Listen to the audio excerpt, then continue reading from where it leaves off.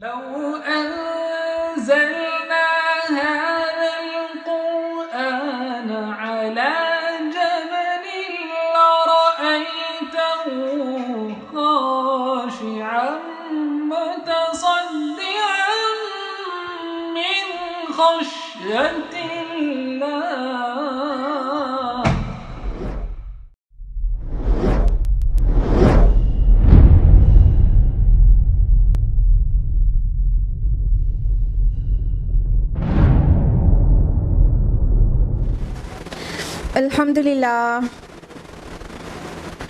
अल्हम्दुलिल्लाह रब्बिल आलमीन वस्सलातु वस्सलामु अला रसूलिहिल करीम व अला आलिहि व अस्हाबिहि अजमईन। अम्मा बअद अऊज़ु बिल्लाहि मिनश शैतानिर रजीम। बिस्मिल्लाहिर रहमानिर रहीम।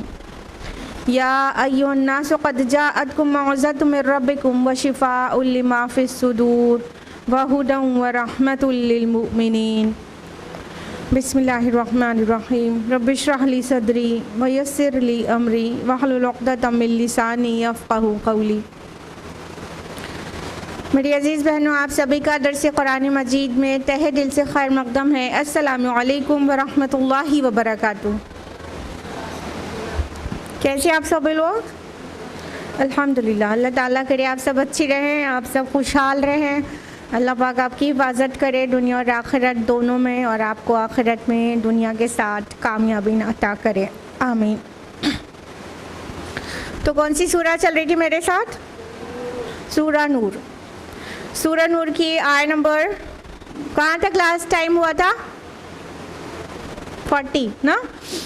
तो आज आयत नंबर 41 ऑनवर्ड्स जानेंगे। इससे पहले कि आयत में आप आयत नंबर 35 से लेके 40 तक ये सारी चीज़ जान चुके हैं कि अल्लाह ताला नूर है आसमान और ज़मीन का, और अल्लाह ताला ने क़ल्ब मोमिन में नूर ईमान की मिसाल दी है आयत नंबर 35 में। और फिर वो लोग जिनके दिल मुनव्वर हैं उस नूर से, नूर हिदायत से, नूर ईमान से, तो उनकी क्या सिफ़ात हैं उसको बयान किया गया कि वो कहाँ पाए जाते हैं आयत नंबर 36 में। और वो उनके शब रोज़ कैसे गुज़रते हैं, यानी कोई तिजारत और कोई भी वर्ल्डली अफेयर्स उन्हें गाफिल नहीं करते अल्लाह के ज़िक्र से और नमाज़ों से और इताए ज़का से। और ये अल्लाह ताला का उनके लिए बहुत बड़ा अज्र है जो उनको अल्लाह ताला मज़ीद नवाजेंगे रोज़े आखिरत। फिर एक तरफ मोमिन की मिसाल दी गई थी, तो दूसरी तरफ काफिर और उससे भी सख्त अल्लाह के इनकार करने वाले की मिसाल दी गई है आयत नंबर 39 और 40 में। एक की मिसाल शराब की सी है, उसके काफिर के यानी अल्लाह की बातें ना मानने वाले की मिसाल शराब की सी दी गई है कि दुनिया में जो कोई अच्छा काम उसने किया भी होगा तो इसकी रियलिटी ये है जैसे मिराज होता है, और सहरा में कोई शराब को देखकर पानी समझता है और जाता है तो कुछ भी हाथ नहीं आता। इसी तरह जो लोग ईमान नहीं रखते लेकिन कोई अच्छे भी काम करेंगे तो वो रोज़े आखिरत उसका बदल नहीं पाएंगे, हालांकि वो सोच रहे होंगे कि उनको उसका अज्र मिलेगा। आयत नंबर 40 में ऐसे काफिर की मिसाल दी गई है जो जिसके अंदर कोई भी खैर का पहलू ही नहीं, बस अंधेरा ही अंधेरा है उसकी लाइफ में, और उसको गहरे समंदर से मिसाल देकर समझाया गया है। तो आज हम लोग आयत नंबर 41 ऑनवर्ड्स तफसील से जानेंगे। औज़ु बिल्लाहि मिनश शैतानिर रजीम। बिस्मिल्लाहिर रहमानिर रहीम। आयत नंबर 41। अलम तरा अन्नल्लाह युसब्बिहु लहु मा फिस समावाति वल अर्द। क्या तुम देखते नहीं हो कि अल्लाह की तस्बीह करते हैं जो कोई आसमानों और ज़मीन में है। वत्तैरु सॉफ़ात कुल्लुन क़द अलिम सलातहु व तस्बीहहु। और परों को फैलाए हुए परिंदे भी हर एक ने जान लिया अपनी नमाज और तस्बीह। वल्लाहु अलीमुम बिमा यफ़अलून। और अल्लाह खूब जानता है जो वो करते हैं। अब यहाँ पर भी बहुत अहम बात हो रही है। अल्लाह सुब्हानहू व तआला फरमा रहे हैं कि आसमान और ज़मीन में जो कोई भी हैं, सब के सब मखलूक, कोई भी जिसको हम सोच समझ रहे हैं वो मतलब शौरी मखलूक भी नहीं है, वो सब भी अल्लाह ताला की तस्बीह करते हैं। और ना सिर्फ आसमान में और ज़मीन में बल्कि आसमान और ज़मीन के दरमियान भी जो कुछ है सब अल्लाह की तस्बीह करते हैं। और जो परिंदे हैं उनकी मिसाल दी गई। आसमान और ज़मीन के बीच में कौन है? परिंदे वो हवा में उड़ते रहते हैं, जब वो पर खोले हवा में उड़ रहे हैं तो वो भी एक्चुअली अल्लाह की तस्बीह करते हैं। और अल्लाह ताला फरमा रहे हैं कि हर एक अपनी तस्बीह को जानता है, अपनी सलाह को जानता है। दो अल्फाज आए हैं, सलातहु व तस्बीहहु, वो अपने सलाह और तस्बीह को जानते हैं, पहचानते हैं। तो अल्लाह की तस्बीह, अव्वलन हमें ये जानना चाहिए तस्बीह का माना क्या होता है। तस्बीह का अगर on the whole Islamic terminology में माना जानेंगे तो तस्बीह से मुराद है पाकी बयान करना। तो अल्लाह ताला की पाकी बयान करते हैं जो कुछ भी है आसमानों और ज़मीन में। और जब अल्लाह ताला कह रहे हैं हर मखलूक अल्लाह की पाकी बयान करती है, तो अब उसमें कोई एक्सेप्शन नहीं रह गया कि कोई नहीं भी करता है। और आयत नंबर 44 ऑफ बनी इसराइल सेज कि कायनात की ऐसी कोई भी चीज़ नहीं है जो अल्लाह की तस्बीह और तहमीद ना कर रही हो, लेकिन तुम लोग उनकी तस्बीह को नहीं समझते, तुम उसका इदराक और शऊर नहीं रखते। यानी जो दूसरी मखलूक़ात हैं उनकी तस्बीह का हमें शऊर नहीं, हम समझ नहीं पाते वो क्या तस्बीह कर रहे हैं। और हम लोग तस्बीह करते हैं तो कहते हैं सुभान अल्लाह, तो हम समझते हैं कि हम तस्बीह कर रहे हैं, नहीं। लेकिन सारी की सारी मखलूक़ात आसमान और ज़मीन की और उनके दरमियान की, वो सब के सब अल्लाह की मखलूक ऐसी हैं जो अल्लाह की तस्बीह करती हैं और अल्लाह को सजदा करती हैं। क्योंकि हम सजदे में भी तो तस्बीह ही किया करते हैं ना, जब सजदे में जाते हैं तो तस्बीह तो पढ़ते हैं ना। तो हाँ, सुभान रब्बियल आला सलाह में हम ये यूजुअली ये पढ़ा करते हैं। तो वो जो भी है अल्लाह ताला की मखलूक़ात सब अल्लाह ताला की हम तो तस्बीह में मशगूल हैं।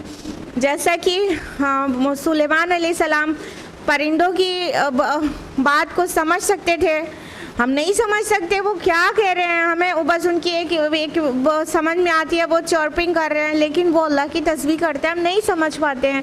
उनको भी अल्लाह ने क़ुव्वत गोयाई दी है, हम नहीं समझ पाते हैं। हाँ, और जो चींटी की आवाज़ उनकी उसकी बात को सुलेमान अलैहिस्सलाम ने समझ लिया था, तो वो जान रहे हैं कि उनको अल्लाह ने एक एक्स्ट्रा इल्म दिया हुआ था, हम नहीं जानते।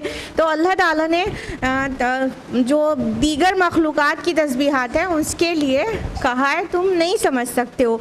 और सबको अपनी अपनी तस्बीह और अपनी अपनी सलाह, नमाज या अल्लाह के आगे उसकी बुज़ुर्गी बयान करना और उसके आगे झुकना और उसकी याद करना, उसकी याद में जीना, वो सारी मखलूक़ात को आता है।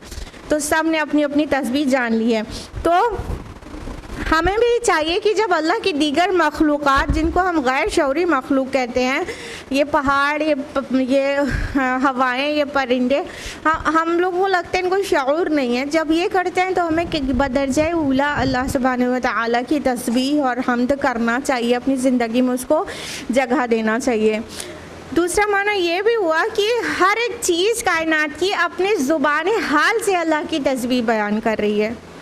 हाँ, जो जिस कद्र अल्लाह ताला ने परफेक्ट बनाया है, उनका परफेक्शन मतलब जो क्रिएशन है वो अपने आप में अपने क्रिएटर की तस्बीह कर रहा है कि how perfect I am, and definitely the creator is superb ना, कि कितना मतलब अल्लाह ताला की ज़ात कैसी अजीम है जिसने ऐसे परफेक्ट चीज़ों को बना दिया है और आउट ऑफ नथिंग बना दिया है। तो अल्लाह ताला फरमा रहे अल्लाह खूब जानता है जो वो करते हैं, यानी हाँ, कौन कितना अल्लाह ताला की याद में जीता और उसकी हमदो तस्बीह करता है, कौन नहीं करता है, अल्लाह ताला खूब अच्छी तरह से जानते हैं।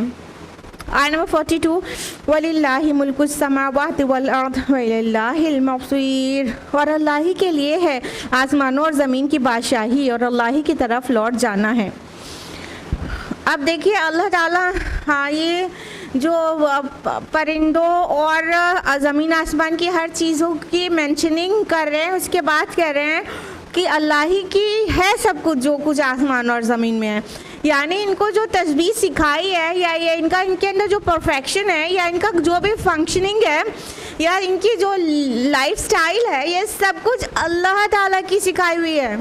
ये सब अल्लाह की मखलूक हैं, अल्लाह ने इन्हें पैदा किया और इनको इतना मतलब हाँ खूबसूरत बनाया और इनको इतना परफेक्टली काम में लगा दिया। जो पिछली आया में आया तैर सौफात, तो जो परिंदे पर फैलाए हुए हैं, तो ये परिंदे पर कैसे फैला के उड़ते हैं, और कितने ही परिंदे हैं जो माइग्रेटरी बर्ड्स होते हैं ना, उनका माइग्रेशन जो है इतनी long journey, thousands and thousands of miles की जर्नी करते हैं, जैसे आर्कटिक टर्न है तो वो सबसे ज़्यादा लॉन्ग डिस्टेंस माइग्रेशन करता है। तो वो सब जो है वो किसने पैदा किया? अल्लाह ताला ने। अल्लाह ताला फरमा रहे हैं कि जो ज़मीन और आसमान की मिल्कियत अल्लाह ही की है, उसी की बादशाही है, उसी ने बनाया और पूरा कंट्रोल भी उसी के हाथ में है। और हम उसकी तस्बीह क्यों करें? रीज़न दिया जा रहा है, तुमको पलट कर उसी की तरफ जाना है, सब के सब पलटोगे उसी की तरफ। तो जो हमारा मर्जा है और जो हमारा जो मौला है, हम उस जिधर हमें पलट के जाना है और जो हमारी पूरे ज़िंदगी में हमारी हेल्प करता है और हमें नरिश करता है, उसे उसकी हमद तस्बीह ना करें तो फिर किसकी करें? आयत नंबर 43, अलम तरा अन्नल्लाह युज़्जी सहाबा, क्या तुम देखते नहीं हो कि अल्लाह हाँक कर लाता है बादलों को, तुम युअल्लिफु बैनहुम तुम यजअलहु रुकामा, फिर वो उन्हें आपस में जोड़ देता है, फिर उन्हें तह बतह कर देता है। फतरल वद्क़ यख़रुजु मिन ख़िलालिह, तो तुम देखते हो कि बारिश उनके दरमियान से बरसती है। वयुनज़्ज़िलु मिनस समाइ मिन जिबालिन फ़ीहा मिन बरद, पर अल्लाह आसमान से उसके अंदर के पहाड़ों से ओले बरसाता है।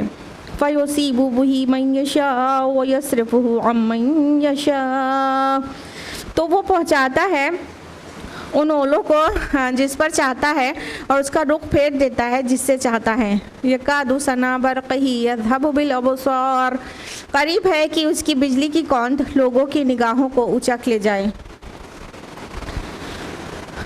अब ये आयत में बहुत साइंटिफिक बात कही जा रही है। इसके लिए हमें मॉडर्न मेट्रोलॉजी की तरफ पलटना चाहिए। अल्लाह ताला कह रहे हैं, क्या तुम देखते नहीं हो कि अल्लाह किस तरह बादलों को हाँक कर ले जाता है और तुम देखते हो बारिश उनके दरमियान से बरसती है। यानी ये क्लाउड फॉर्मेशन की पूरी बात को बहुत ब्रीफ में बहुत जामे तरीक़े से कहा जा रहा है कि किस तरह से क्लाउड्स का फॉर्मेशन होता है। आज साइंस, डिफरेंट साइंस की ब्रांचेस एडवांस हो चुकी हैं और मेट्रोलॉजी वो ब्रांच ऑफ साइंस है जिसमें क्लाउड्स की स्टडी किया जाता है। तो आज मॉडर्न मेट्रोलॉजी को थोड़ा भी स्टडी करें, then we will get to know कि क्लाउड्स का फॉर्मेशन कैसे होता है। सिंपली ये तो सभी को पता है कि ओशन से, वाटर बॉडीज से पानी एवोपरेट होता है और ऊपर जाता है, वही बादल की शक्ल इख्तियार करते हैं। तो ये होता कैसे है? पहले तो सनलाइट से जो हीट प्रोड्यूस होती है उसके ऊपर से वाटर सरफेस से छोटे छोटे बुखारात की शक्ल में, एकदम स्मॉल ड्रॉपलेट्स ऑफ वाटर की शक्ल में पानी भाप बनकर पानी समंदर के सरफेस के ऊपर का पानी भाप बनकर ऊपर उड़ता है। जब ये ऊपर जाता है तो ये बहुत छोटे छोटे छोटे छोटे क्लाउड्स का फॉर्मेशन करता है। बहुत छोटे छोटे होते हैं साइज में, बड़ा सा नहीं हो जाता है एक बार में। ये जो छोटे छोटे क्लाउड्स हैं, ये जो भाप के से बने हुए हैं, ये क्यूमुलस क्लाउड्स कहलाते हैं। अगर ये छोटे छोटे बादल जो छोटे छोटे से टुकड़े या छोटी छोटी सी ड्रॉपलेट्स ऐसे पूरी फिजा में बिखरी पड़ी रहे तो बारिश कभी हो ही नहीं सके। फिर क्या होता है? अल्लाह ताला हवाओं को भेजते हैं और अल्लाह ताला की गाइडेड हवाएं उन्हें पर्टिकुलर डायरेक्शन में वो पुश करती है। तो क्लाउड जो छोटे छोटे हैं, जो क्यूमुलस क्लाउड्स कहलाते हैं, ये क्यूमुलस क्लाउड्स पुश होने लगते हैं, एक दूसरे के करीब आने लगते हैं और बाहम उल्फत दिखाकर वो यूनाइट हो जाते हैं। और इस तरह वो जो बादल है, क्यूमुलस क्लाउड्स यूनाइट होकर छोटे छोटे से वो एक बड़ा क्लाउड की बॉडी बनाते हैं, जिसको मेट्रोलॉजी टर्मिनोलॉजी में क्यूमुलोनिम्बस क्लाउड्स कहते हैं। ये क्यूमुलोनिम्बस क्लाउड्स जब इतने हेवी हो जाते हैं कि ये अब इंटैक्ट नहीं रह सकते, तो फिर वो गिरने लगते हैं स्मॉल ड्रॉपलेट्स की शक्ल में। इसको हम बारिश कहते हैं। और ये क्यूमुलोनिम्बस क्लाउड्स कितने हाई हो सकते हैं आप समझ लीजिए कि मेट्रोलॉजी टुडे एक मेट्रोलॉजी की बुक है, उसके अकॉर्डिंग ये क्यूमुलोनिम्बस क्लाउड्स 25,000 to 30,000 फीट तक ऊंचे हो सकते हैं, यानी 4.7 माइल्स टू 5.7 माइल्स की ऊंचाई इनकी हो जाती है पहाड़ों की तरह। लिहाजा आगे लफ्ज़ आ रहा है जिबाल, पहाड़ों के लिए नहीं आ रहा है, बादलों के लिए आ रहा है। तो ये जो क्यूमुलोनिम्बस क्लाउड्स हैं इतने हाई हो जाते हैं और इनकी स्टेकिंग होती रहती है, यहाँ तक कि वो एक पहाड़ जैसे दिखने लगते हैं। नीचे से हम देखते हैं ज़मीन पर से तो नज़र नहीं आता बादल पहाड़ जैसे हैं, लेकिन आपने जब भी एयर में फ्लाई किया होगा तो आपने फ्लाइट से अपने देखा होगा कि पहाड़ जैसे बादल दिखते हैं। देखा है, कभी नोटिस किया है? क्लाउड जो है इतने हाई हो जाते हैं, बिल्कुल पहाड़ों की तरह दिख रहे होते हैं। तो अल्लाह ताला आगे फरमाते हैं कि और अल्लाह आसमान से उनके अंदर पहाड़ों से ओले बरसाता है, यानी जो क्यूमुलोनिम्बस क्लाउड्स हैं ये पहाड़ों की तरह दिखते हैं। और यहाँ पे हेल फॉर्मेशन कैसे होता है वो बताया जा रहा है कि ओले कैसे बरसते हैं। ये क्यूमुलोनिम्बस क्लाउड्स जो हैं वो जब बहुत कूलर रीजन की तरफ पुश हो जाते हैं, बहुत ठंडे इलाकों में, तो उसमें मतलब बर्फ़ का हेल का फॉर्मेशन हो जाता है, ओलों का। ठीक है, तो ये ओले जो होते हैं ये क्लाउड बॉडी के नीचे की तरफ सेट होते हैं और वो नेगेटिवली चार्ज्ड होते हैं। और वो नेगेटिवली चार्ज होने की वजह से ज़मीन जो है वो पॉजिटिवली जो चार्ज्ड आयंस होते हैं उसको अट्रैक्ट करते हैं, उसी को हम कहते हैं बिजली गिर रही है। आगे देखिए, उसको आगे फ़ौरन एक लाइटनिंग का जिक्र आ रहा है कि और वो पहुंचाता है उन ओलों को जिस पर चाहता है, रुख फेर देता है जिसको चाहता है, और करीब है कि उसकी बिजली की कौन निगाहों को खैरा कर दे।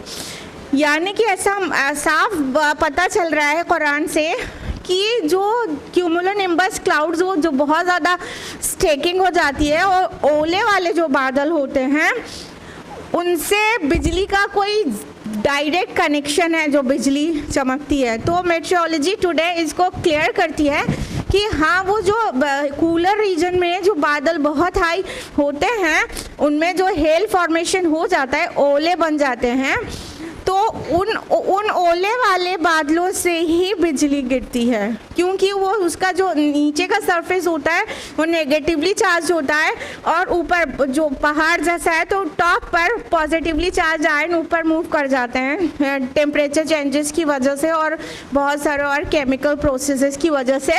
तो वो नेगेटिवली चार्ज आयन अट्रैक्ट होते हैं जब अर्थ की तरफ पॉजिटिवली चार्ज आयन की तरफ, तो वो जो गिरती है नेगेटिव आयंस, तो क्या होता है उसको हम कहते हैं बिजली गिर गई।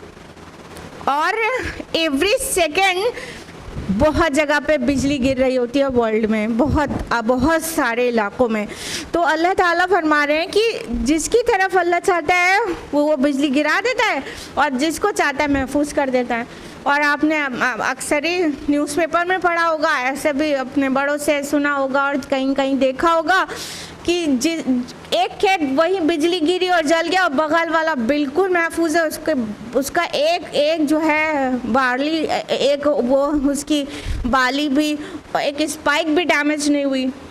तो ये अल्लाह ताला की मर्ज़ी है कि किसको डैमेज करना है, किसको महफूज करना है। तो इस तरह अल्लाह ताला जब बिजली गिरा देते हैं तो जिस पर चाहते हैं गिरा देते हैं, जिसको चाहते हैं महफूज रख देते हैं। और हाँ, कहते हैं कि बिजली की चमक निगाहों को खैरा किए देती है, यानी अगर इंसान को बिजली इंसान के करीब गिर जाए तो वो जो नेगेटिव आयंस होते हैं वो आंखों की रोशनी ले जा सकते हैं, इंसान ब्लाइंड हो जाए। तो इतना उसके अंदर जो है मतलब वो इंटेंसिटी होती है। तो ये बिजली से डर भी लगता ही है ना। तो कितने सारे इसमें साइंटिफिक फैक्ट्स छुपे हुए हैं जो अब जो मेट्रोलॉजी है ये मॉडर्न ब्रांच ऑफ साइंस है। अब we are getting to know all these details, but earlier 14.500 years ago nobody was aware of these facts। तो अल्लाह ताला जो खालिक है भला वो ही ना जाने। तो ये कलाम है खालिक का, तो बता रहे खालिक कितने ग्रेट डिटेल में, साइंस तो उसका अपना वर्क है। आयत नंबर 44 युक़ल्लिबुल्लाहुल लैला वन्नहार इन्न फ़ी ज़ालिका लइब्रतन लिउलिल अबसार। अल्लाह अदलता बदलता रहता है रात और दिन को, यकीनन उसमें इबरत का सामान है आँखों वालों के लिए। अब अल्लाह ताला ये जो साइंस जिसको हम कहते हैं, ये साइंस में हमारे लिए सामान्य इबरत दे रहा है कि अगर गौर फिक्र करो तो तुम्हारे लिए इसमें बहुत कुछ है, आंखों वालों के लिए बहुत हिदायत और इबरत का सामान है। रात और दिन के आने जाने पे अगर इंसान गौर कर ले तो कितना अल्लाह ताला की शान खल्लाकी को पहचान जाए, लेकिन हम गौर नहीं करते। अल्लाह ताला चाहता है कि हम गौर करें कि अल्लाह पाक फरमा रहे रात और दिन को अल्लाह ताला अदलता बदलता रहता है। कैसे आता है? जैसे स्विच ओवर से रात आ जाती, स्विच ओवर से दिन आ जाता है, ऐसा होता है क्या? जैसे हम स्विच ऑन करते हैं तो लाइट ऑन हो जाती है और ऑफ करते हैं तो अंधेरा हो जाता है, ऐसे रात और दिन आता है क्या? कितने अजीम तरीक़े पे ये चीज़ें चल रही हैं ना कि हमारी अर्थ जो है अपनी एक्सिस पे घूमती रहती है और ग्रेजुअली घूमती है, और सूरज का जो एक्सपोज्ड एरिया रहता है वो दिन रहता है, और वो घूमती घूमती सूरज के ऑपोजिट चला जाता है तो वो रात आ जाती है। कितने मतलब खलाई जो है, जो वो सारे के सारे सेलेस्टियल बॉडीज़ हैं वो कितना परफेक्टली अपने फंक्शन में है, एक रत्ती बराबर का भी नक्स आए बगैर।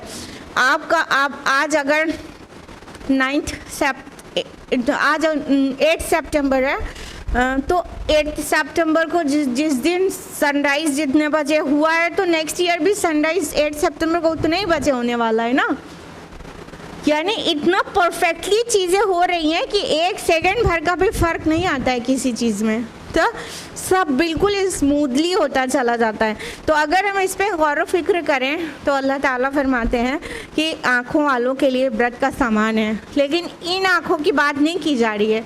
ये आँखें तो बहुत सौ की इतनी फटी फटी खुली हैं मगर फिर भी उन्हें कुछ भी सामान इबरत नज़र नहीं आता, उन्हें खुदा नज़र नहीं आता। ये विज़न वाली आँखों की बात हो रही है कि जिसके पास इन आँखों के साथ साथ विज़न भी होगा, बसारत के साथ साथ बसीरत भी होगी, बिना बसीरत के नज़र नहीं आएगा। तो ये चीज़ें जब गौर करेगा तो इंसान बसीरत पैदा होगी ना। Usually we do not ponder over the science of Allah सुब्हानहू व तआला। This is the problem, because whenever we are free then we are busy with this device. This is the problem. हम कुछ भी नहीं सोच रहे होते, जब भी हम फ्री होते हैं फ़ौरन इसके साथ इंगेज हो जाते हैं। अभी हमें गौर व फिक्र का वक्त ही नहीं है, बस सिंपली नहीं है। लेकिन जब होना ये चाहिए कि हम रात में, दिन में, सुबह में, किसी वक्त भी फ्री हो तो अल्लाह ताला की साइंस पर गौर व फिक्र करें कि अल्लाह ताला ने कितनी हर एक चीज़ परफेक्टली बनाई और सब की सब चीज़ हमारी सर्विस में लगी हुई है। तो इससे काफ़ी हिदायत अखज़ करेंगे और अल्लाह के फरमा बरदार हो जाएंगे। जब अल्लाह को पहचान जाएंगे, reality is this, you know my beloved sister, we do not know what our lord is. The problem is this. जब हम अल्लाह ताला को पहचान जाएंगे ना तो हम उसकी ऐसी मानेंगे ना जैसी मानने का हक़ है। जब हम अल्लाह ही को नहीं पहचानते तब सारा मसला वहीं पर है ना, फिर वैसे कैसे फरमा बरदारी करेंगे। तो अल्लाह को पहचानने के लिए उसकी खिलकत में गौर व फिक्र करना बहुत ज़रूरी है, और अपने आप हम नहीं करते तो अल्लाह ताला कुरान में बार बार हमको इस चीज़ की दावत देते हैं। आयत नंबर 45 अल्लाहु खलक़ कुल्ल दाब्बतिन मिम्मा फ़मिनहुम मन यमशी अला बतनी। और अल्लाह ने बनाया है हर जानदार को पानी से, तो उनमें से कुछ ऐसे हैं जो अपने पेट के बल चलते हैं। वमिनहुम मन यमशी अला रिजलैन, और उनमें से कुछ वो हैं जो 2 टांगों पर चलते हैं। वमिनहुम मन यमशी अला अर्बअ, और उनमें से कुछ ऐसे हैं जो 4 टांगों पर चलते हैं। यख़्लुक़ुल्लाहु मा यशा इन्नल्लाह अला कुल्लि शैइन क़दीर। अल्लाह पैदा करता है जो चाहता है, यकीनन अल्लाह हर चीज़ पर कादिर है। देखिए अब साइंटिफिक बातें आती चली जा रही हैं। अब इससे पहले मेट्रोलॉजी की बात हुई, फिर एस्ट्रोनॉमी की बात हुई, अब वो ज़ूलॉजी की बात हो रही है। ठीक है, अल्लाह ताला फरमा रहे हैं अल्लाह ताला ने हर एक चीज़ को पानी से बनाया है। सुभान अल्लाह। हम लोग इतने बेवकूफ़ हैं, अगर हम लोग कुरान लेकर उठें और रिसर्चेस करें तो सारा जवाब तो कुरान ने मतलब हमें कंक्लूजन दे दिया था, बस हमें एक हाइपोथेसिस फ्रेम करके उस पर रिसर्च करने की ज़रूरत थी। रिज़ल्ट हमारा आउट हो चुका था। लेकिन यही बातें आज वेस्टर्नर्स कह रहे हैं। कल जब हम कुरान को हाथ में लिए हुए थे तो हम बहुत अच्छे साइंटिस्ट हुआ करते थे, लेकिन हमने इधर 500-600 साल से बिल्कुल ही छोड़ दिया इस काम को, यानी साइंटिफिक रिसर्चेज एंड ऑल। देखिए अल्लाह ताला कितना वाज़ेह बता रहे हैं। अल्लाह ताला ने हर एक चीज़ को, और एक जगह पे फरमाया सूरह अंबिया सूरह नंबर 21 आयत नंबर 30 में कि अल्लाह ताला ने 31 में कि हर जानदार को पानी से पैदा किया है। तो अल्लाह ताला ने हर चीज़ को पानी से पैदा किया है। आज साइंस हमको बता रही है, मॉडर्न बायोलॉजी हमको बता रही है कि जो ह्यूमन सेल है, ह्यूमन सेल नहीं, लिविंग बीइंग के जो भी जितने भी लिविंग ऑर्गेनिजम्स हैं उनकी जो सेल है उसका अक्सर हिस्सा अप्रॉक्स 70% प्लस माइनस 70% कह सकते हैं, वो उतना पोर्शन जो है क्या है, प्रोटोप्लाज्म, साइटोप्लाज्म जो सेल में स्कैटर्ड है, और जो न्यूक्लियस में है वो है न्यूक्लियोप्लाज्म, दोनों को मिला के प्रोटोप्लाज्म कहते हैं। तो प्रोटोप्लाज्म एक्चुअली क्या है? पानी है।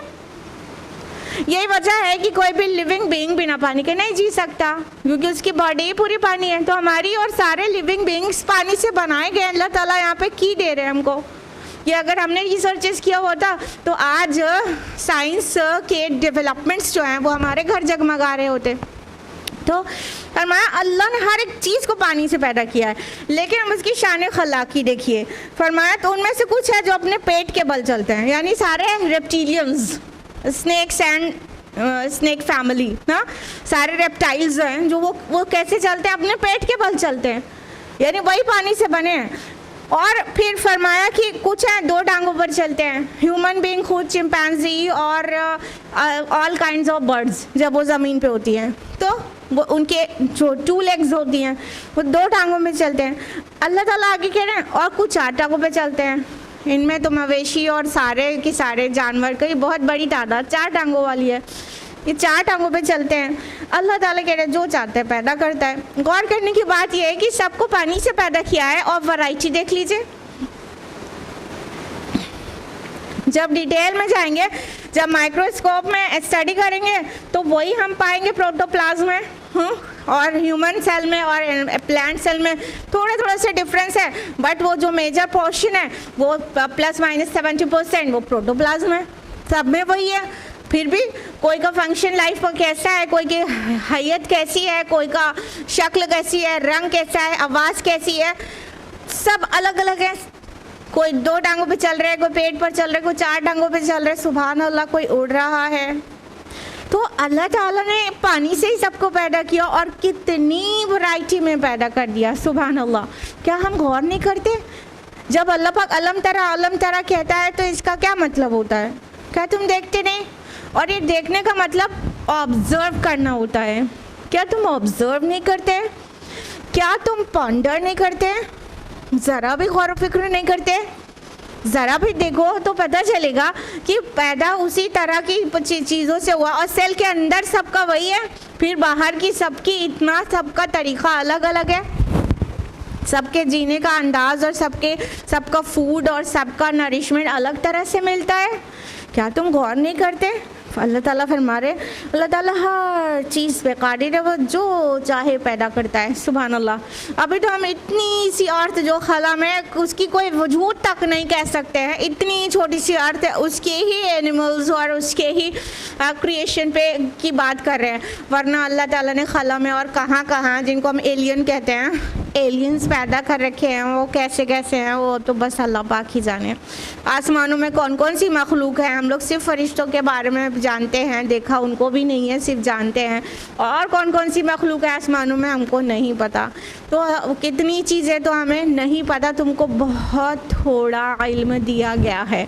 इस थोड़े इल्म में भी तुम अगर इतने पे भी पॉन्डर कर लो तो तुम्हें अपनी राह अपने से निकाल लोगे। और ये जो हिदायत की किताब तुम्हारे पास आ गई, तुम्हारी ये दोनों चीज़ें, तुम्हारा गौर फिक्र और ये किताबुल्लाह मिलकर तुमको सीधा जन्नत तक ले जाएगा, लेकिन हम गौर नहीं करते।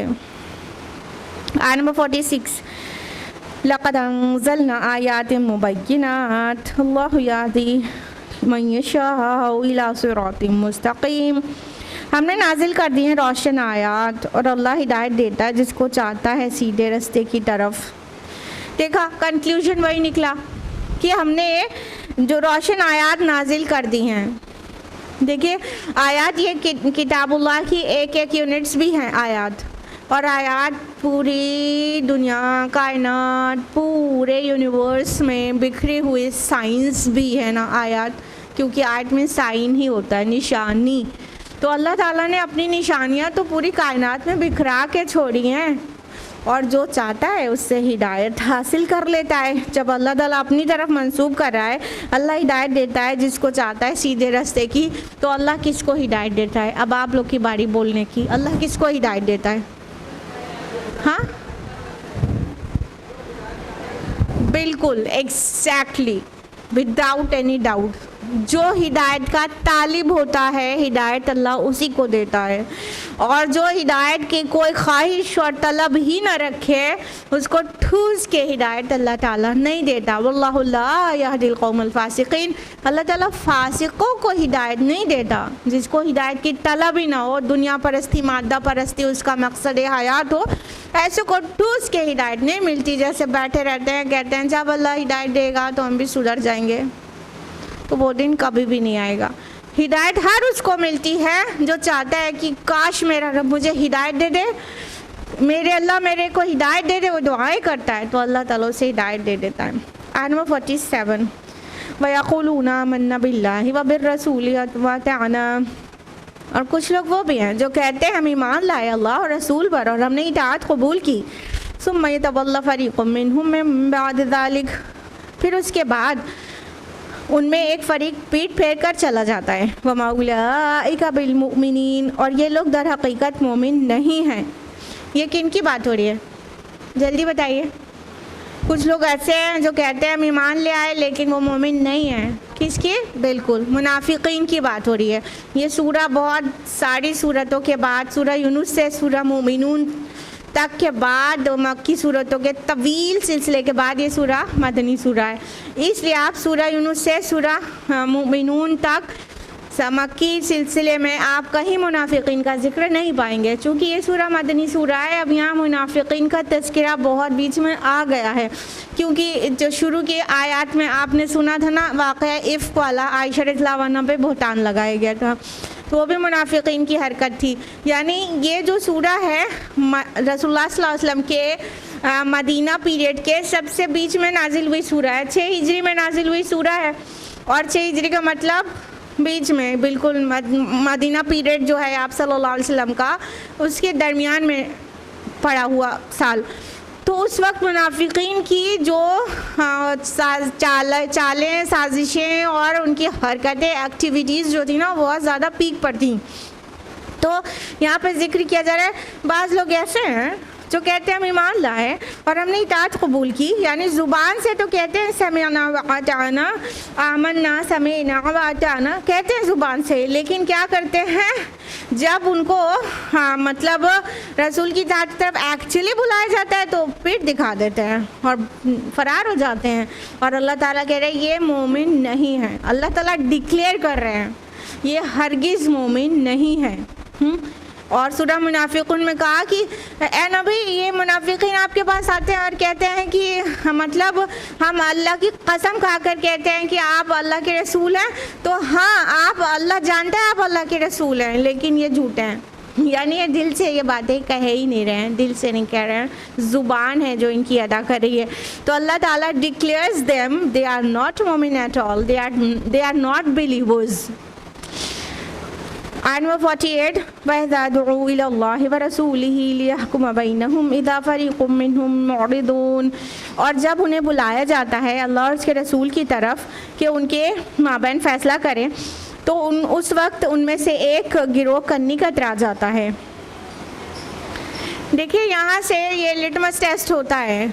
ज़ुबान से ईमान का दावा करना, इट्स क्वाइट सिंपल। कोई भी कहते हैं अशहदु अल्ला इलाहा इल्लल्लाह व अशहदु अन्ना मुहम्मद रसूलुल्लाह, हो गया मुसलमान। हाँ, this is so simple and easy.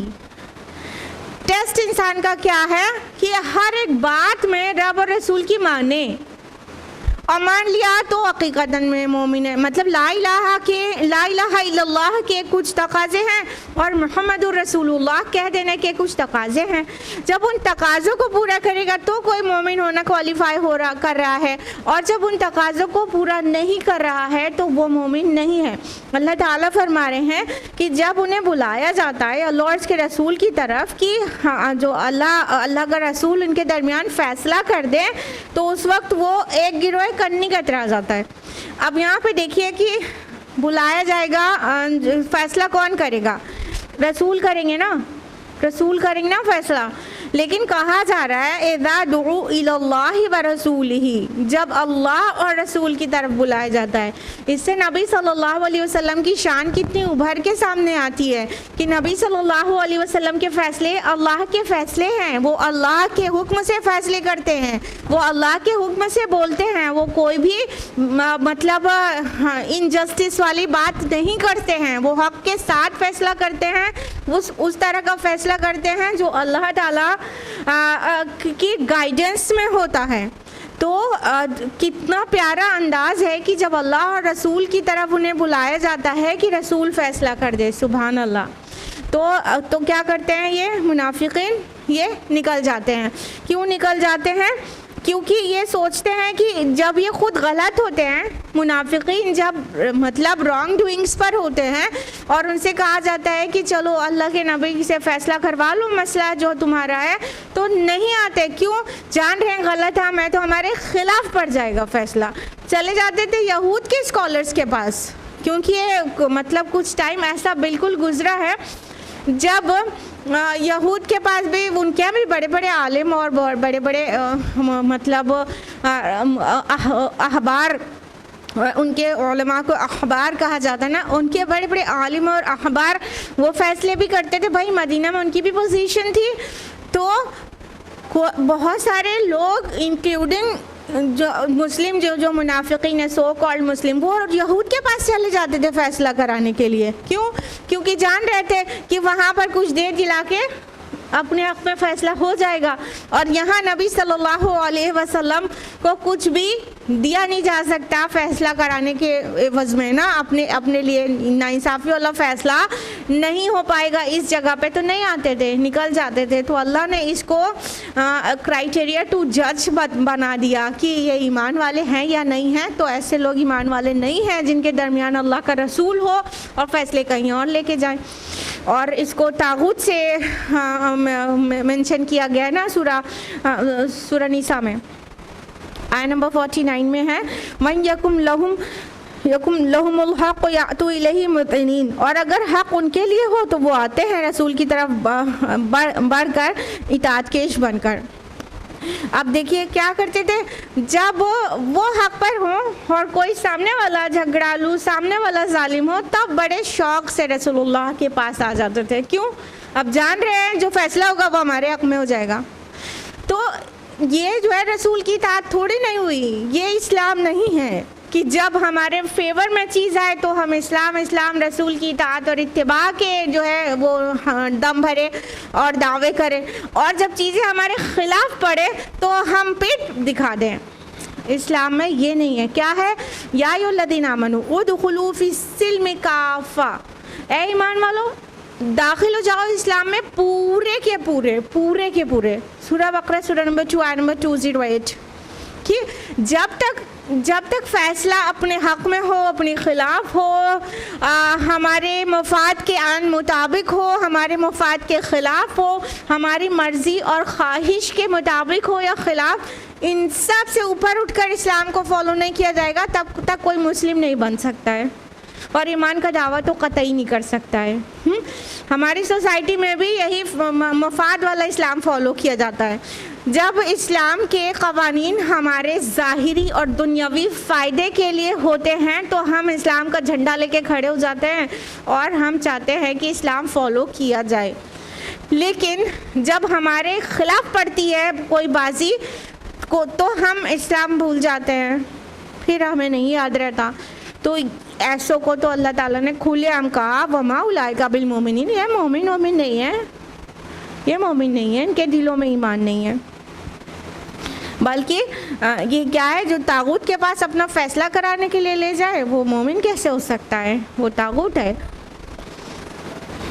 आयत नंबर 50, अफ़ी क़ुलूबिहिम मरदुन अम इरताबू अम यख़ाफ़ू अन यख़ीफ़ल्लाहु अलैहिम व रसूलुहु, क्या उनके दिलों में रोग है या ये लोग शक में मुब्तला हैं या उन्हें अंदेशा है कि अल्लाह और उसका रसूल उनके साथ नाइंसाफ़ी करेंगे। बल उलाइका हुमुज़ ज़ालिमून, बल्कि हकीकत में यही लोग जालिम हैं।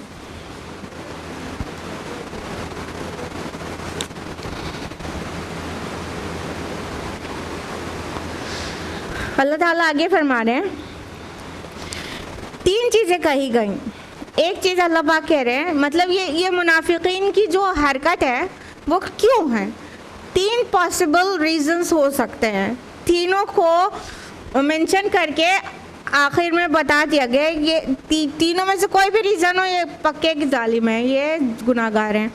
क्या सबसे पहले, क्या इनके दिलों में रोग है, क्या इनके दिलों में निफाक की बीमारी लग गई है, दिल इनके जंग आलूद हो गए हैं, निफाक आलूद हो गए हैं। दिल की बीमारी सबसे बड़ी निफाक ही है, और भी बहुत सारी बीमारी है, बुग़्ज़, कीना, हसद, लालच, तमा, ये सारे भी दिल की ही बीमारियां हैं।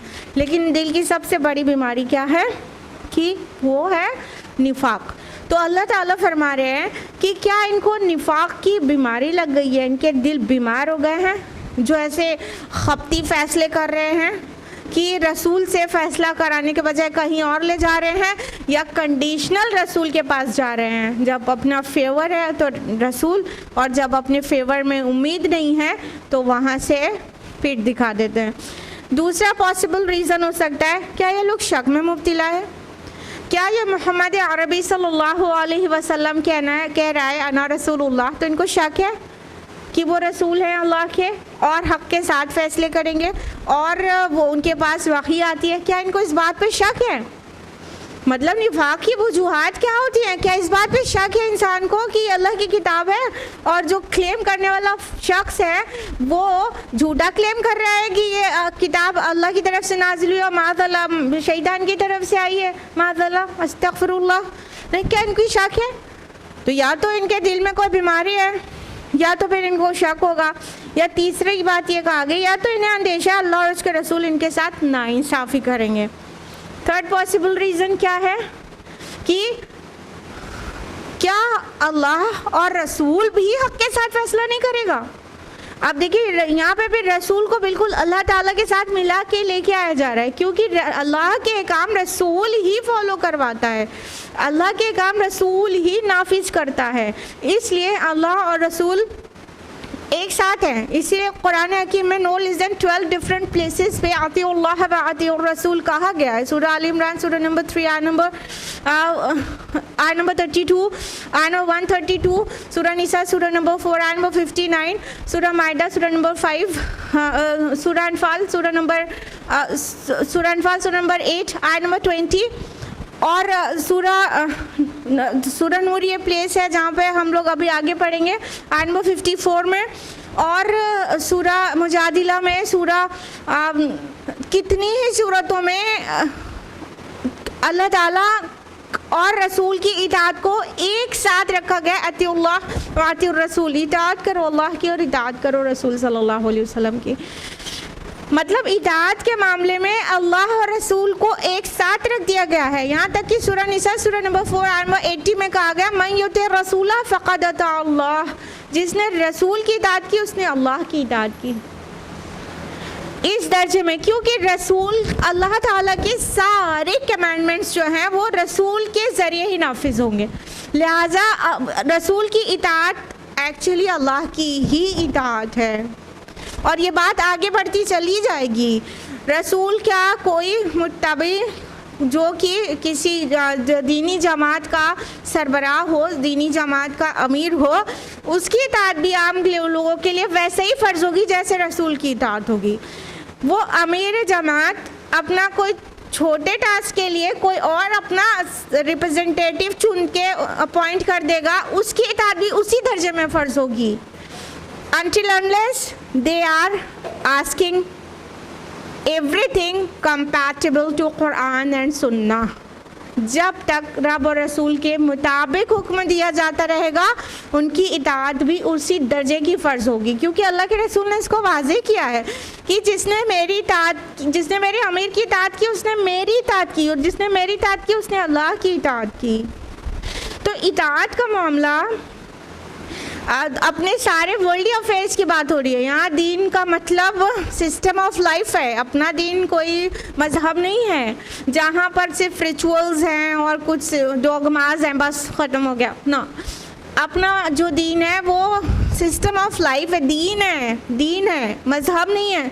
तो ये सारे वर्ल्डली अफेयर्स की बात हो रही है कि किन्हीं दो लोगों में डिस्प्यूट है, वो लोग फैसला कराने आ रहे हैं अदालत की तरह पे। जुडिशरी है यहाँ पर मैटर, हाँ, यहाँ पे यह मैटर सिर्फ जो है वो नमाज रोज़े का नहीं है।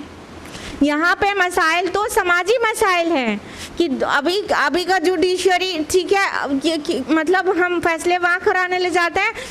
अल्लाह ताला की तरफ से जुडिशरी रसूल है, वो फैसला करेगा, और रसूल ने जो फैसले किए और उसके जो हमारे पास रिकॉर्ड्स मौजूद हैं वो सारे कवानीन शरीयत मौजूद हैं। उसकी रोशनी में आज का अमीर जो किसी जमात का होगा वो ही फैसला करेगा। तो लिहाजा अल्लाह ताला कह रहे हैं कि ये इन लोगों को क्या अंदेशा है कि अल्लाह और रसूल भी हक़ के साथ फैसला नहीं करेगा, तब कहाँ से फिर ईमान हुआ। तो चाहे रीज़न कुछ भी हो, रब और रसूल की इताअत ना करने का रीज़न कुछ भी हो, 3 रीज़न बताए गए ना आपको पहले कि क्या इनके दिल में बीमारी है, या फिर इनको शक है, या फिर इनको रब और रसूल की नाइंसाफ़ी का खदशा है इनको रब और रसूल की तरफ से। रीज़न कुछ भी हो, बल उलाइका हुमुज़ ज़ालिमून, बल्कि ये बिल्कुल ही जालिम है, ये सब के सब जालिम लोग हैं। जो लोग ऐसा सोचें और ऐसा करें, ये सब अपने ऊपर जुल्म कर रहे हैं। हर गुनाह वाक़अतन जुल्म है, किसी और पे जुल्म बाद में होगा, वो अपने आप पर जुल्म है। जब इंसान गुनाह कर रहा है तो वो अपने आप पर एक जुल्म कर रहा है, और वो उस जुल्म का जब वो देखेगा उसका नुकसान आखिरत में, तो उसे समझ आ जाएगा कि मैंने अपने ऊपर जुल्म किया था। लिहाजा ये जो हम कहते हैं ना रब्बना ज़लमना अनफुसना, अपनी बात कहने से पहले अल्लाह ताला से क्या कहते हैं, अल्लाह पाक हमने अपने ऊपर जुल्म कर डाला। तो गुनाह, हर एक गुनाह जुल्म है। तो ये सारे मुनाफिकीन का गिरोह ये सब के सब जालिम है। अब आइए अपना इंट्रोस्पेक्शन करते हैं कि क्या ये दौरे नबवी की मुनाफिकीन की बात हो रही है कि सारे फैसले लेकर जाते थे किसी और के तरफ, तो बस वो मुनाफिकीन वो बड़े बुरे लोग थे। अरे वो तो मोमिन ही नहीं, अल्लाह ने तो उनको डिक्लेयर कर दिया है वो मोमिन नहीं। क्या हम लेकिन वो ज़ुबान से ये कहते थे ना ला इलाहा इल्लल्लाह मुहम्मद रसूलुल्लाह, कहते थे ना। आज हमारी सोसाइटी में जो मुसलमान हैं वो कैसे हैं? क्या ये ज़ुबान से जो कह रहे हैं ला इलाहा इल्लल्लाह मुहम्मद रसूलुल्लाह, क्या हकीकत में उसके सारे तकाज़ों को पूरा कर रहे हैं, खुसूसन इताअत वाले तकाज़े को पूरा कर रहे हैं? क्या हमारी सोसाइटी में ऐसे लोग नहीं हैं जो अपने हर मसले को कहीं और ले जाके हल कराते हैं, जबकि अल्लाह के नबी और किताबुल्लाह का फ़ैसला मौजूद है कुल्लम कुल्ला। हाँ, हमारा निकाह का तरीका हो तो कुछ और, सिवाय इजाब कबूल के हमने उसको इतना सा उठा के अपने सिस्टम में डाल लिया है। हमारा निकाह का सिस्टम कुछ और है। हमारे मतलब उससे पहले जो हम लड़की और लड़के को देखते हैं उसका सिस्टम कुछ और है। हाँ, यहाँ बिरादरीवाद का कोई तसव्वुर नहीं था। अल्लाह और रसूल के फ़ैसले के हिसाब में हमारे फ़ैसले बिरादरी के हिसाब से होते हैं। और कोई भी घर में छोटे मोटे डिस्प्यूट्स भी होते हैं तो देखा ये जाता है कि हमारा करीबी कौन है, दूरी कौन है। अम्मी करीबी हैं तो भाभी दूरी हैं, तो हम किसका फेवर करेंगे? अम्मी का करेंगे। सुभान अल्लाह, क्या रब और रसूल का फैसला कभी ऐसा हुआ करता है? रब और रसूल तो इंसाफ के साथ फैसले करते हैं। सारे हमारे पास पूरा कॉन्स्टिट्यूशन मौजूद है कुरान हकीम की शक्ल में। रसूलुल्लाह सल्लल्लाहु अलैहि वसल्लम ने उसे कैसे किया वो पूरे रिकॉर्ड हमारे अहादीस में मौजूद है। हाँ, क्या हमारे रसूल ने कुछ इस तरह से फैसले किए कि कौन करीब है तो उसके फेवर में जाना चाहिए फैसला, और कौन दूर दूर का रिश्तेदार है या अपना कुछ लगता ही नहीं है तो उसके खिलाफ जा सकता है फैसला? कोई मसला नहीं है। बल्कि अल्लाह के रसूल सल्लल्लाहु अलैहि वसल्लम इस पर बहुत बहुत बहुत गज़बनाक हुए कि सिफारिश को दखल दिया जाए। आपको मुमकिन तौर पर वो इंसिडेंट पता होगा कि जब फातिमा बिन्त असवद ने चोरी की थी तो हाँ, लोगों ने, चूँकि बड़ी औरत थी, ख़ानदानी औरत थी, बहुत अमीर औरत थी, तो लोगों ने वो उसामा इब्न ज़ैद को कह सुन के तैयार किया कि जाओ अल्लाह के रसूल से थोड़ी सिफारिश करो कि हाथ कटने की सज़ा ना दें। तो जब उसामा इब्न ज़ैद रज़ियल्लाहु अन्हु रसूलुल्लाह सल्लल्लाहु अलैहि वसल्लम के पास सिफारिश लेकर आए तो अल्लाह के रसूल गज़बनाक हो गए और गुस्से से बोला कि उसामा, तुम अल्लाह के हुक्म में सिफारिश को दखल देते हो। और अल्लाह के नबी सल्लल्लाहु अलैहि वसल्लम ने फरमाया कि लोगों, तुमसे पहले की कौमें इसलिए बर्बाद हो गई क्योंकि जब उनका कोई गरीब और कमज़ोर चोरी करता था तो उसको सज़ा देते थे, और जब उनका कोई नामवर और बड़ा इंसान चोरी करता था तो उसे सज़ा नहीं दिया करते थे। और जान लो कि अगर फातिमा बिन्त असवद की जगह फातिमा बिन्त मोहम्मद भी होती सल्लल्लाहु अलैहि वसल्लम तो मैं उनके हाथ काट देता। ये हमारे रसूल का फैसला था। क्या आज हमारे घरों में ये चीज़ इम्प्लीमेंटेड है? तो अल्लाह ताला तो ऐसे कर ममा उलाइका बिल मोमिनीन है, ये तो कोई मोमिन ही नहीं है। ये ज़ुबानी दावे का नाम नहीं है इस्लाम। इस्लाम नाम है अमल का, और अमल होगा कुरान और सुन्नत की रोशनी में। और अगर अमल कुरान और सुन्नत की रोशनी में नहीं हुआ तो इस ज़ुबानी क्लेम से हम जन्नत में नहीं चले जाएंगे कि हम मोमिन हैं। अल्लाह पाक हम ला इलाहा इल्लल्लाह मुहम्मदुर रसूलुल्लाह कहते थे मेरे अल्लाह, इतने से मोमिन नहीं हो जाएंगे। हमारे सारे अमाल जो हैं वो मुशाबहत रखते हैं मुनाफिकीन के अमाल से, और हम अपने आप को मोमिन समझे बैठे। अब वो भी तो मोमिन ही समझते थे ना, मुनाफिक थोड़ी, जो शौरी मुनाफिक हो तो अलग बात है, वरना गैर शौरी मुनाफिक थोड़ी समझता रहता है कि वो मोमिन नहीं है। वो तो मोमिन समझता रहता है और एकदम गायब रहता है कि अपना तो बेड़ा पार हो जाएगा, लेकिन उसके आमाल मोमिन जैसे नहीं होते, लिहाजा वो मुनाफिक करार पाएगा रोज़ी आखिरत। लिहाजा इताअत बिल्कुल बिल्कुल बिल्कुल फ़र्ज़ है। आयत नंबर 54 में आएगा आगे कि जब तुम इसकी इताअत करोगे तब ही हिदायत पाओगे। तो हिदायत का कोई रास्ता नहीं होगा सिवाय इताअत के। और आज इनकार हदीस का फितना भी जो चल पड़ा है ना, तो वो भी बहुत बहुत ख़तरनाक चीज़ है। कैसे रसूल की इताअत करोगे जब हदीस का इनकार कर दोगे? आप कैसे रसूल की इताअत होगी? खाली कुरान पे बात करो, हदीस की बातें मत करो, क्योंकि सारे डिस्प्यूट्स हदीस से खड़े होते हैं। अच्छा, कैसे रसूल की इताअत कहाँ से होगी फिर? और अल्लाह ताला 12 दफ़े क्यों कह रहा है कि आतिउल्लाह व आतिउर रसूल, इताअत करो अल्लाह की और इताअत करो रसूल की? ये बहुत संगीन मसला है। तो हमें चेक करना चाहिए अपने अपने आप को कि हम कहाँ स्टैंड कर रहे हैं। हम अपने रब और रसूल की इताअत अनकंडीशनल करते हैं कि नहीं? कंडीशन किसके साथ है? रब और रसूल के बाद अगर कोई है उलील अम्र तो कंडीशन तब लगाई गई है। सूरह निसा में बात बहुत वाज़ेह है। सूरह निसा सूरह नंबर 59, या अय्युहल्लज़ीना आमनू अतिउल्लाह व अतिउर रसूल, ए ईमान वालो इताअत करो अल्लाह की और रसूल की। कहीं कोई कंडीशन नहीं है। व उलिल अम्र मिनकुम, और अपने में से साहिब अम्र लोगों की।